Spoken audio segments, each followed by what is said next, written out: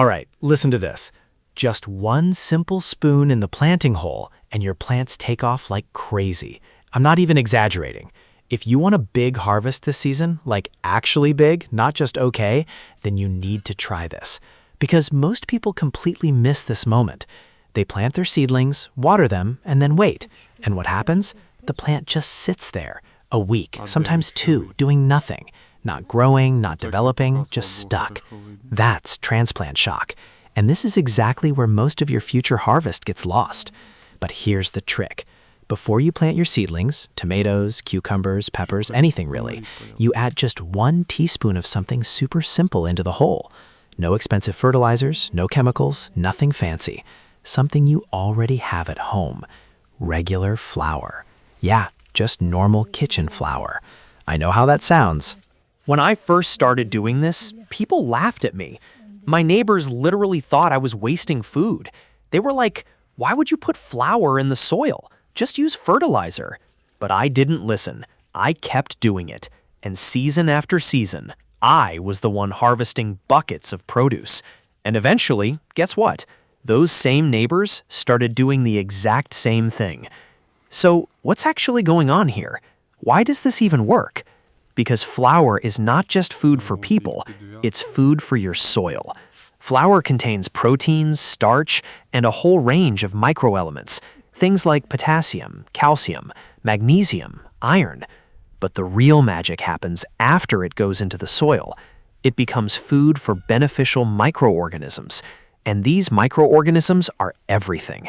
They break things down, they activate the soil, they release nutrients in a form that plants can actually absorb. So when you add flour into the planting hole, you're not feeding the plant directly.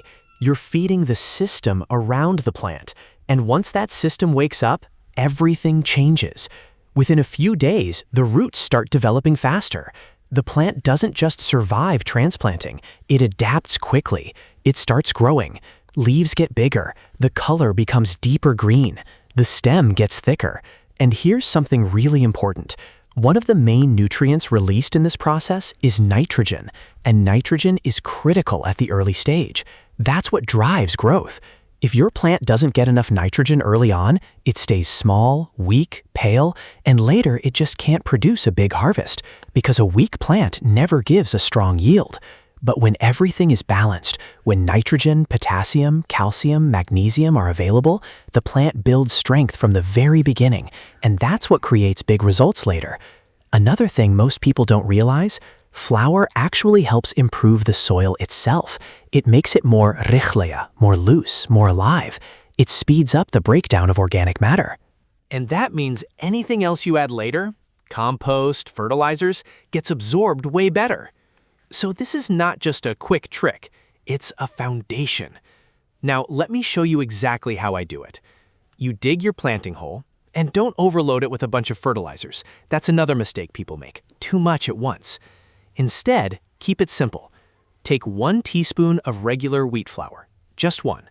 Drop it into the hole, then lightly cover it with a thin layer of soil. Not much, just a little bit, about ½ an inch. And after that, plant your seedling. That's it. Nothing complicated. No mixing, no waiting. Just one small step. After planting, water it like usual. And then just watch what happens. Because in a day or two, you'll already see the difference. The plant won't sit still. It will start growing almost immediately. And later, you'll see it in the harvest. Stronger plants, more flowers, more fruit, earlier fruit, bigger yields.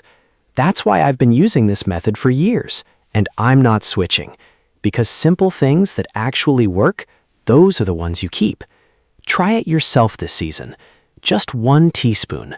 That's all it takes to completely change how your plants start. And yeah, once you see the results, you'll understand why old school methods like this still beat a lot of modern stuff.